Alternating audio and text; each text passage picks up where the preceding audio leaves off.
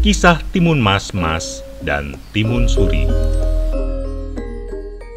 Zaman dahulu kala, tersebutlah sebuah kerajaan yang makmur, gemah ripah loh jinawi, ijo royo-royo, berseberangan dengan kerajaan Majapahit. Kerajaan itu bernama Kerajaan Balemanis.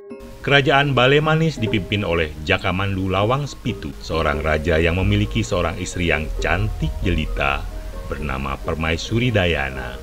Namun, walau dicintai rakyatnya, Raja Jakamandu dan Permaisuri Dayana menyimpan kegundahan dan kesedihan karena di saat usia pernikahan mereka yang telah melewati 435 purnama, mereka belum dikaruniai keturunan untuk meneruskan pemerintahan di kerajaan mereka. Apakah ini tanda-tanda kerajaan Balemanis memasuki alam demokrasi? Raja Jakamandu berpikir bahwa kalau tidak ada penerusnya yang berhak menjadi raja, maka sistem monarki kerajaan Balemanis akan berakhir. Dan kerajaan yang telah dipimpin oleh keluarganya secara turun-temurun semenjak 32 abad yang lalu ini pun akan memasuki era demokrasi yang menurutnya bakal banyak makan biaya. Terbayang olehnya tampuk kepemimpinan Balemanis nantinya akan jadi rebutan oleh orang-orang yang haus kekuasaan.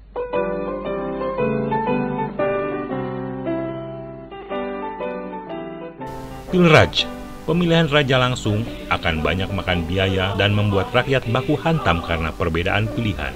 Belum lagi korupsi pasti akan merajalela. Penguasa baru tentunya perlu mencari uang sebanyak dan secepat mungkin untuk mengembalikan biaya yang dikeluarkan semasa kampanye dan untuk membayar uang balas budi kepada para pendukungnya. Bayangan buruk itulah yang membuat Raja Jakamandu memilih sistem kerajaan seperti yang sudah berjalan selama ini. Itu sebabnya Jakamandu terus berusaha mendapatkan anak kandung dari istri pertamanya. Setiap hari Raja dan Permaisuri tidak henti-hentinya berdoa agar diberi seorang anak. Setiap malam mereka terus bekerja sama, berusaha untuk mendapatkan anak. Mulai dari minum ramuan herbal, yoga, pergi ke orang pintar, minum tolak anying, sampai urut tradisional. Sampai suatu malam, Raja Jakamandu bermimpi didatangi oleh seorang kakek berbaju ungu terong. Dalam mimpinya, kakek itu berkata, "Hai guys, saya tahu kamu sangat menginginkan seorang putra untuk menggantikanmu kelak. Saya akan membantumu. Suruh istrimu untuk tinggal di hutan sendirian. Ingat ya, sendirian. Pada hari ke-15 akan datang seorang yang akan memberi petunjuk berikutnya." Kemudian kakek itu menghilang, dan Raja Jakamandu pun terbangun. Disampaikanlah mimpi itu kepada istrinya. Di luar dugaan, Permaisuri Dayana menyanggupi perintah kakek dalam mimpi itu. "Dinda yakin berani tinggal di dalam hutan sendirian? Sedangkan ke toilet mall saja, Dinda minta diantar," tanya Raja merasa sangsi atas kesanggupan istrinya.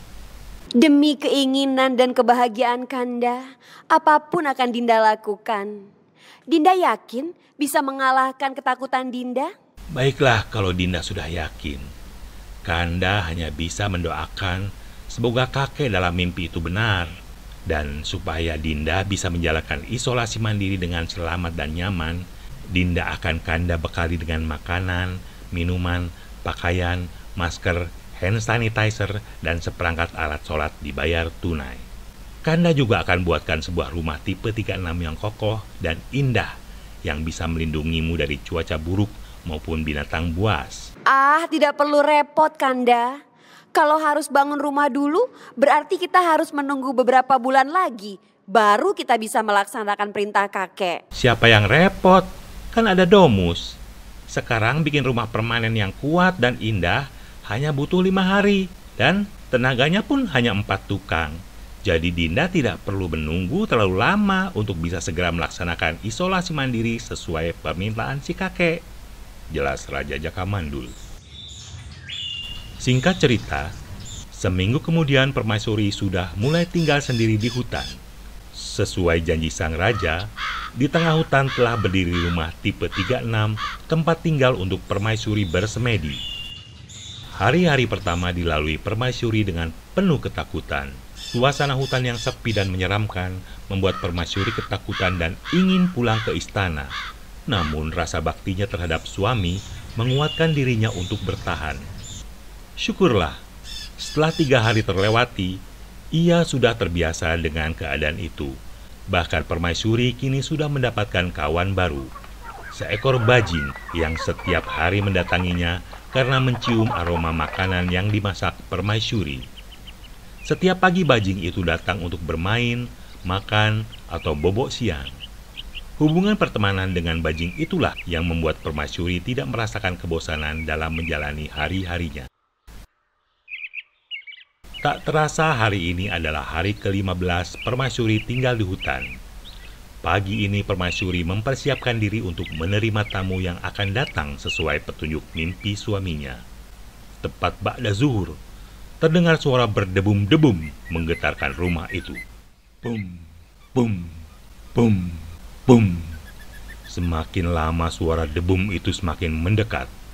Permaisuri pun keluar dari rumah untuk mengetahui apa yang terjadi. Betapa terkejutnya Permaisuri melihat seorang raksasa telah berdiri di depan pintu rumahnya. Lelaki setinggi lebih dari 10 meter itu berwajah bengis, sedikit mesum, dan tampaknya bukan pria baik-baik. Raksasa itu berkata, "Saya Giant. Kawan-kawan saya biasa memanggil saya Mas Jai. Nih, saya membawa 2 benih timun. Kawan-kawan saya menyebutnya timun Mas Jai, disingkat timun mas. Benih-benih ini adalah benih ajaib yang akan mengabulkan semua harapanmu. Tanamlah 2 benih ini di belakang rumah. Rawat baik-baik. Setelah 3 purnama, benih itu akan tumbuh menjadi timun yang besar. Petiklah dan belahlah perlahan. Di dalamnya akan terdapat bayi yang kamu impikan." Dengan heran bercampur gembira, Permaisuri bertanya kepada raksasa, Mas J, apakah benih itu dua-duanya akan berisi bayi? "Kedua-duanya akan berisi bayi, 1 perempuan dan yang 1 laki-laki. Tapi kamu tidak boleh memiliki keduanya. Kamu pilih salah satu untuk kalian jadikan anak. Dan kamu harus serahkan yang lainnya kepada saya." Hah? Untuk apa kamu ambil? Apakah kamu menginginkan seorang anak? Istrimu mandul seperti aku juga. "Aku tidak ingin punya anak. Lagian aku jomblo, sis. Bayi itu akan kumakan. Itu sangat berguna untuk menambah kekuatanku berlipat ganda." Permaisuri sangat terkejut dan ketakutan mendengar jawaban Mas Jai. Ia tidak dapat membayangkan bayi yang lucu itu akan dimakan raksasa. Aku tidak mau kamu memakan bayi manusia. Tanam saja benihmu sendiri. Lakukan apa yang kamu mau terhadap timun kamu. Tapi jangan lakukan terhadap timun milik suamiku. Eits, bukan begitu aturannya. Take it or leave it. Ambil dua-duanya atau tidak sama sekali. Kalau kamu tidak mau melakukan persyaratan yang saya ajukan, saya akan bawa kembali kedua benih ini untuk kuberikan kepada pasutri lain yang benar-benar menginginkan anak. Mendengar ancaman raksasa itu, Permaisuri akhirnya menerima syarat yang diajukan karena ia benar-benar menginginkan seorang anak. Yang penting dapat dululah, urusan lain belakangan. Begitu pikir Permaisuri. Ingat, bulan purnama keempat aku akan datang mengambil salah satu bayi untuk dijadikan santapanku.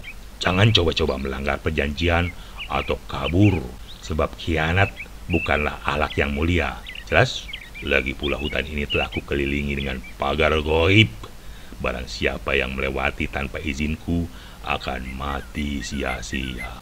Tubuhnya akan hangus terbakar dan keturunannya akan menjadi cabe-cabean. Ancam Mas Jayan belum meninggalkan Tuan Putri.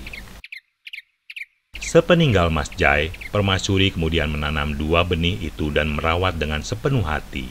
Setiap hari ia menyirami dan menyiangi, tidak lupa memberi pupuk. 3 purnama berlalu, timun Mas Jai sudah tumbuh sangat besar. Tepat tengah malam, ketika bulan purnama bulat sempurna, terdengar suara bayi membelah udara hutan yang sunyi. Permaisuri menghampiri asal suara di belakang rumahnya. Dan sesuai tebakan para pemirsa, suara itu memang berasal dari kedua timun raksasa. Dengan hati-hati Permaisuri membelah timun Mas J. Dan betapa gembiranya ia melihat bayi rupawan muncul dari dalam timun ajaib tersebut. Malam itu Permaisuri mendapatkan bayi yang diidam-idamkan sejak lama, bahkan sekaligus dua. Namun kebahagiaan itu terputus ketika terdengar suara berdebam dari jauh. Bum, bum, bum, bum. Raksasa bermuka bengis dan sedikit mesum itu datang kembali untuk menagih janji. Mas Giant tertawa walau tidak ada hal lucu yang membuatnya ketawa. Sepertinya tawanya hanya formalitas untuk memulai suatu dialog dari pihak jahat dalam film-film Indonesia pada umumnya. Pertama-tama saya ucapkan selamat pada Nyonya Suri yang baru saja mendapat momongan. Segeralah memilih salah satu dari mereka untuk kamu bawa pulang ke istana. Dan aku akan membawa yang lainnya untuk kujadikan makanan yang lezat. Permaisuri memandangi kedua bayi itu untuk memilih. Namun melihat bayi-bayi yang lucu itu, ia tidak tega menjadikan salah satunya jadi santapan raksasa jahat. Permaisuri mencoba mempertahankan keduanya. Biarkanlah kedua bayi ini kurawat hingga besar, sehingga nanti kamu akan mendapat daging yang lebih banyak dan mengenyangkan. Kau pun akan mendapat makanan yang jauh lebih bergizi. Dan untuk menunjukkan niat baik saya, ambillah bajing gemuk ini sebagai makananmu. Tapi Nyonya, bukankah aku ini temanmu? Kok tega sih? Protes bajing dalam bahasa bajing tentunya. Diem kamu bajing. Ikuti saja perintahku. Jangan sampai kamu jadi bajingan, ucap Permaisuri sambil memegang erat-erat bajing yang mulai berontak kabur tersebut. Tanpa berpikir panjang, Mas Jai menyetujui permintaan Permaisuri. Baiklah, alasanmu masuk akal juga. Aku akan datang 3 tahun lagi. Pastikan bahwa kamu merawat bayi ini hingga besar, gemuk, dan lezat. Raksasa berwajah bengis dan sedikit mesum itu pun kembali ke dalam hutan sambil membawa bajing untuk jadi santapannya. Sang bajing hanya bisa pasrah, sedih, dan dongkol karena merasa dikhianati Putri Dayana. Karena terikat perjanjian dengan raksasa, terpaksa Permaisuri tinggal di hutan lebih lama dari yang dijadwalkan semula. Permaisuri pun menjalankan new normal. Biasanya merawat timun, kini ia merawat 2 bayi sekaligus. Yang perempuan dia beri nama Florentina Camelia Permatasari, sedangkan yang laki-laki ia beri nama Timun. Permaisuri sangat menyayangi kedua bayi lucu dan menggemaskan itu. Tidak terasa, hampir 3 tahun Permaisuri tinggal di hutan. Timun dan Florentina kini sudah berusia 7 tahun. Mereka tumbuh menjadi anak yang sehat, kuat, dan montok. Permaisuri semakin sayang pada keduanya dan tidak rela berpisah dengan salah satunya. Maka demi mempertahankan keduanya agar tidak direbut oleh raksasa, Permaisuri berusaha terus menemukan jalan agar raksasa itu tidak mengambil salah satu dari mereka. Permaisuri terus berdoa kepada Yang Maha Kuasa supaya diberi jalan agar raksasa tidak mengambil salah satu anaknya. Di suatu pagi, rumah Permaisuri kedatangan seorang kakek berbaju ungu. Kedatangan saya tentu ada benang merahnya dengan mimpi raja tempo hari. Karena saya melihat Neng sangat sayang kepada kedua anak itu, saya akan menolong Neng untuk mendapatkan kedua-duanya. Kakek itu memberi 3 buah kantung kulit kepada ratu. Kantung yang satu berisi tepung, yang satu berisi beberapa butir lengkuas, dan kantung terakhir berisi debu. Kemudian kakek menjelaskan, ketika bulan purnama bulan sempurna, Mas J akan datang untuk mengambil salah satu anakmu. Taburkanlah tepung yang kuberikan di bokong raksasa itu. Ingat, tepat di bokong. Raksasa itu akan kehilangan penglihatannya selama beberapa menit. Gunakan waktu tersebut untuk kabur. Larilah secepat mungkin menuju istana. Bagaimana melewati pagar goib dengan selamat? Begitu Neng tiba di pinggir sungai, lemparkanlah lengkuas tersebut ke belakang. Teruslah berlari dan jangan sekali-sekali menoleh ke belakang atau... Apa akibatnya kalau aku nengok ke belakang? Mikir sedikit atuh. Masa lari sambil menengok ke belakang? Di hutan kan banyak akar-akaran. Kalau kaki lu nyangkut, ya kesandung lah. Pokoknya terus memandang ke depan. Jangan menengok ke belakang. Move on. Terus sampai engkau tiba di istana. Lalu, apa gunanya debu di kantong yang ketiga? Gunakanlah debu itu untuk bertayamum apabila engkau tidak menemukan air di sekitarmu saat waktu sholat tiba. Ratu Dayana manggut-manggut mencoba mengingat-ingat dengan baik semua petunjuk kakek. Apakah masih ada pertanyaan? Kalau tidak ada, saya akhiri sampai di sini perjumpaan kita kali ini. Mohon maaf apabila ada salah kata. Ai pamit. Ciao. Seru kakek sambil melesat ke dalam hutan. Saat yang dinanti pun tiba. Saat bulan purnama, langkah Mas Giant kembali terdengar dan semakin mendekat ke tempat tinggal ratu dan kedua anaknya. Bum, bum, bum, bum. Timun dan Florentina sangat ketakutan ketika merasakan getaran di rumahnya akibat langkah kaki Mas Giant. Mereka berebut memeluk ibunya erat-erat. Jangan takut anak-anakku. Kita laksanakan apa yang sudah kita rencanakan dengan sebaik mungkin. Mari kita berdoa menurut agama dan kepercayaan masing-masing. Berdoa dimulai. Ucap ratu menguatkan hati Timun dan Florentina. Raksasa sudah berada di depan rumah dan mulai berteriak. Woi, kelamaan coy. Mana janjimu? Awas kalau bohong lagi. Bohong dosa lo. Karena tidak sabar, Mas Jai berusaha masuk ke dalam rumah. Badannya yang tinggi besar membuatnya harus membungkuk, bahkan cenderung nungging. Posisi itu dimanfaatkan dengan baik oleh Timun dan Florentina. Dari belakang rumah mereka berlari memutar ke depan sehingga bertemu raksasa nungging. Dengan cekatan, Timun meloncat dan menarik celana raksasa itu hingga melorot. Florentina sempat terdiam karena terkesima dengan pemandangan di hadapannya. Lalu kemudian ia tersadar. Dengan cekatan ia mendekati bokong Mas Jai dan menaburkan tepung ajaib pemberian si kakek. Seketika asap tebal memenuhi sekitar mereka. Saat pandangan raksasa terhalang, kesempatan itu digunakan ratu dan anaknya untuk melarikan diri. Mereka berlari sekencang-kencangnya ke arah barat laut. Mereka terus berlari tanpa mengenal lelah, sampai akhirnya mereka tiba di pinggir sungai. Segera sang ratu melempar lengkuas ke arah belakang. Tiba-tiba terdengar suara menggelegar. Buah! Rupanya lengkuas itu meledak. Kemudian terjadi keajaiban. Air sungai membelah. Dasar laut mengering membentuk saluran jalan setapak yang bisa dilalui orang berjalan. Ratu segera menuntun anak-anaknya melewati jalan itu. Mereka semakin ngebut ketika mendengar suara langkah kaki berdebum mendekat dari belakang mereka. Mas Jai sedang berada di tengah sungai ketika ratu beserta rombongan sampai di seberang. Segera Ratu Dayana menghentakkan kaki ke tanah.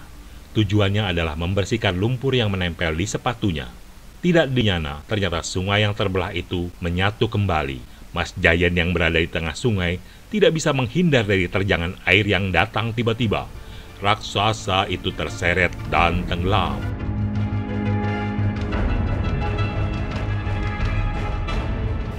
Ratu Dayana dan anak-anaknya meneruskan perjalanan mereka tanpa menoleh ke belakang. 15 hari kemudian mereka tiba di istana. Ratu Dayana dan kedua anak-anaknya disambut gembira oleh seisi kerajaan. Adinda, syukur engkau telah kembali dengan selamat. Aku sangat merindukanmu, kata Raja Jakamandu seraya memeluk erat Putri Diana. Aku juga sangat merindukanmu, Kanda. Dinda datang membawa anak yang Kanda inginkan, Timun dan Florentina. Tapi siapa wanita di belakangmu? Putri melepaskan diri dari pelukan suaminya ketika melihat perempuan cantik yang berada di belakang Jakamandu. Dengan terbata, Raja menjawab, begini Dinda. Dinda tahu, Kanda sangat sayang padamu. Begitu sayangnya, Kanda tidak sanggup berpisah dengan Dinda. Waktu itu, sejak Dinda meninggalkan Kanda pergi ke hutan, Kanda sangat kesepian, sangat sedih. Kanda jadi pemurung. Para penasehat kemudian mencarikan pendamping untuk menemani dan menghibur Kanda. Ini orangnya. Perkenalkan, Nyikita Mirjana. Kami sudah menikah dan sudah dikaruniai seorang putra. Kini sudah berusia 3 tahun. Namanya Raden Mas Kemangi Mandu Putra. Ratu Diana sangat terkejut mendengar perkataan Jaka Mandu. Dirinya tidak percaya atas kejadian ini semua. Benarkah ini terjadi? Apakah ini bukan prank? Maafkan hamba. Hamba tak kuasa menahan rindu. Kapan kalian menikah? Tepat sehari setelah Dinda pergi ke hutan. Ratu Diana tidak menyangka secepat itu suaminya melupakan dirinya. Pikirannya kalut. Bagaikan balon hijau meletus, hatinya amat kacau. Ratu Diana menangis sejadi-jadinya. Ia kemudian berlari meninggalkan istana. Timun dan Florentina ikut berlari mengikuti ibunya. Namun Raja Jakamandu memerintahkan pengawalnya untuk menahan dan membujuk mereka untuk tetap tinggal di istana. Timun dan Florentina awalnya menolak ajakan raja dan memilih untuk pergi mengikuti ibunya. Namun, setelah diperlihatkan beberapa fasilitas istana, Timun dan Fiorentina akhirnya mau tinggal di istana bersama ayahnya. Sementara itu Ratu Diana terus berlari menjauh dari istana. Tidak terasa kakinya membawa kembali masuk hutan. Dan kini ia sudah berada di pinggiran sungai. Dalam keputusasaan, Ratu Diana memutuskan untuk mengakhiri hidupnya.